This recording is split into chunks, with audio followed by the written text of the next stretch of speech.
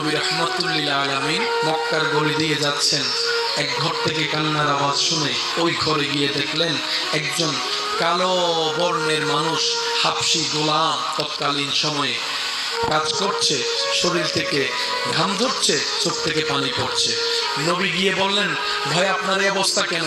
তখন উত্তরে তিনি বললেন, ভাই আমার শরীরে অনেক গায়ে জ্বর, কিন্তু যার আন্ডারে চাকরি করি সে আমার প্রতি কোনো মায়া দেখায় না, আমাকে কাজগুলা বুঝে দিতে হবে সকাল হতে হতে।